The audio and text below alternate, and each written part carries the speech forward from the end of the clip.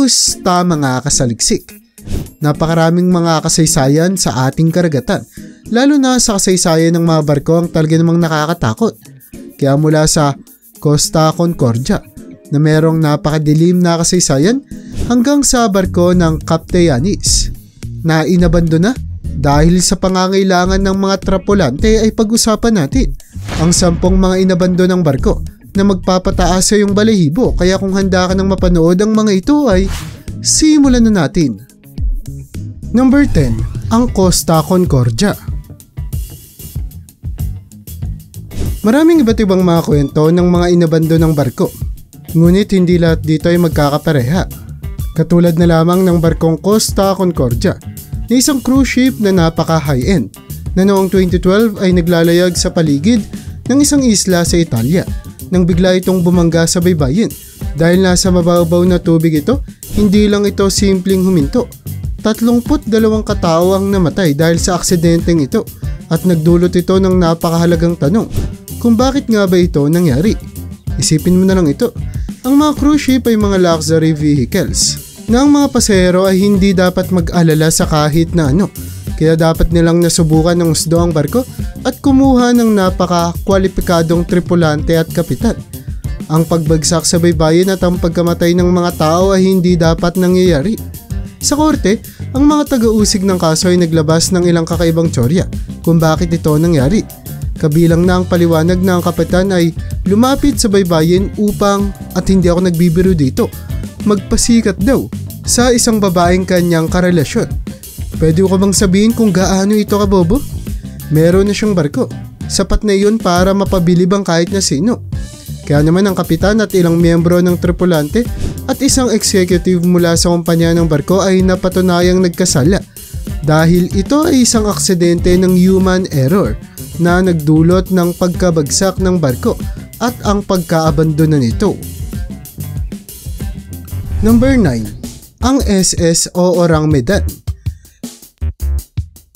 Kung naghahanap ka ng kwentong multo tungkol sa mga barko, narito ang kwento ng SS o Orang Medan, isang kilalang kwento ng isang ghost ship. Habang walang tiyak na kasunduan kung kailan naganap ang mga pangyayaring ito, sinasabing nangyari ito noong dekada 1940. Ayon sa kwento, ang SS o Orang Medan, isang barkong Olandes, ay dumadaan sa Strait of Malacca nang mangyari ang isang misteryosong trahedya. Ang mga malapit na barko na nagulat na nakatanggap ng isang nakakatakot na distress call na nagsasabing lahat ng opisyal kasama ang mga pasahero nito ay namatay. Pagkatapos ay nagkaroon ng hindi maintindihang Morse code at ang huling salita ng radio operator ay mamamatay na ako. Napakakatakot-takot nito. Sa wakas, natagpuan nga ng ibang barko ang SS o Orang Medan at ayon sa mga mensahe, puno ng bangkay ang barko. Walang kahit isang buhay na tao sa barko at ang mga posisyon ng mga katawan, lalo na ang kanilang mga muka, ay nagkikwento ng isang napakadilim na pangyayari. Ngunit bakit nga ba? Wala kasing malinaw na dahilan para mamatay silang lahat. Walang pisikal na sugat sa mga katawan, subalit lahat ay namatay. Ngunit teka, may higit pa dito. Dahil pagkatapos matagpuan at madala ang barko sa daungan, bigla itong nagliyab na nagdulot ng paglikas sa barko at kalaunan ay sumabog ito at lumubog sa kalaliman ng dagat. Ano nga ba talaga ang nangyari sa barkong iyon? Sa kasamang palad, hanggang ngayon ay wala pa ring nakakaalam. Number 8, ang Mary Celeste. Isa na namang barko na hindi natin alam kung ano nga talaga ang nangyari at malamang na hindi na natin malalaman ang buong kwento. Nagsimula ang huling kwento ng barkong ito noong 1872. Ang barko ay naglalayag mula New York City papuntang Italia sa isang mahabang biyahe. Ngunit isa itong ruta na dati nang nagawa at napuntahan nila. Gayunpaman, sa kabila ng paglalayag noong Nobyembre 7, hindi ito nakarating sa destinasyon. At sa halip ay natagpuan ito noong Desyembre 5, mga 400 milya sa silangan ng Azores ng isa pang barko.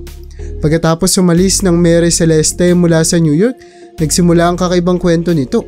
Nang makita ng crew ang Mary Celeste at pumasok sa barko, wala silang natagpuang tao. Wala ni isang tao sa barko. Ang barko ay makikitang nakalutang pa rin sa kabila ng kaunting tubig sa ilalim at wala na rin ang nag-iisang lifeboat sa barko.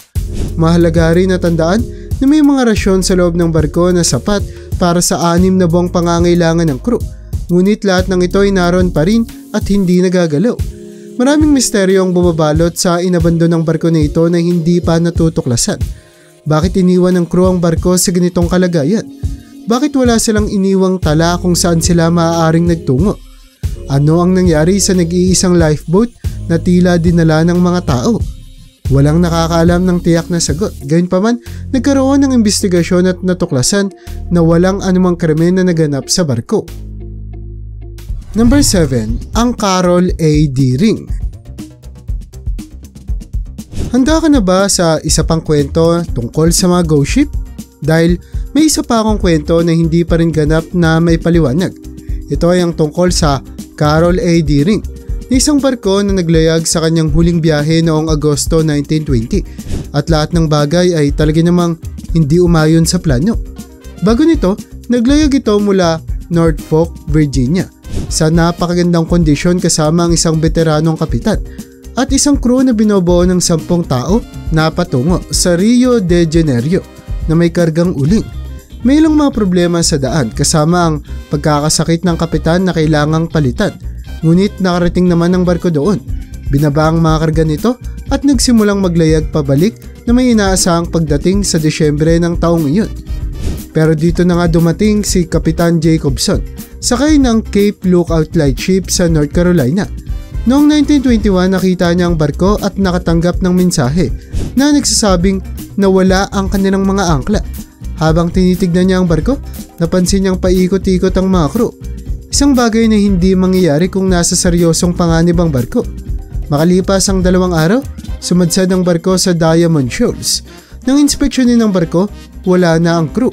Kasama ng kanilang mga personal na gamit, ilang kagamitan ng barko, mahalagang dokumento at syempre lahat ng lifeboats. Maging ang FBI ay nagsiyasat kung ano ang nangyari sa barko. Ngunit walang natagpo ang sagot. Ang crew ay parang naglaho na lamang. Ang barko ay bumangga at ang misteryo patungkol sa kanila ay nananatili. Number 6. North Korean Ghost Ships. Sa kabila ng lahat ng kalokohang nangyayari sa North Korea, ang kanilang ghost ship ay isa pang misteryong nagdadagdag sa kaguluhan. Taon-taon, maraming mangingisdang barko mula sa North Korea ang inaanod sa baybayin ng Japan. Ang mga barkong ito na madalas sira-sira na ay natatagpo ang may mga patay na tripulante. Dahil walang mga modernong kagamitan tulad ng malalakas na makina o GPS, ang mga barkong ito ay napapadpad sa Japan dahil sa mga hangin ng taglamig. Ang mga tripulante ay kadalasang namamatay dahil sa gutom at lamig. Ang mga mangingisdang barko mula sa North Korea ay lumalayag kahit na taglamig upang makahuli ng isda. Ngunit dahil sa hindi magandang kondisyon at kalumaan ng kanilang mga sasakyang pandagat, maraming barko ang napapahamak. Ang gobyerno ng North Korea, na kilala sa kanilang mapanupil na pamumuno, ay tila hindi nagbibigay ng sapat na suporta upang mapabuti ang kalagayan ng mga mangingisdang ito. Sa kabila ng taon-taong paglitaw ng mga ghost ships sa Japan, nananatiling walang pagbabago sa kalakaran na nag-iiwan ng maraming tanong tungkol sa kanilang mga patakaran at pagpapahalaga sa buhay ng kanilang mga mamamayan. Number 5. Kahoy na barko sa ilalim ng lupa. Kung maghuhukay ka sa paligid ng iyong bahay o sa lupa ng isang dating kilalang gusali, malamang na makakakita ka ng mga bagay na natira mula sa mga nakaraang taon o dekada.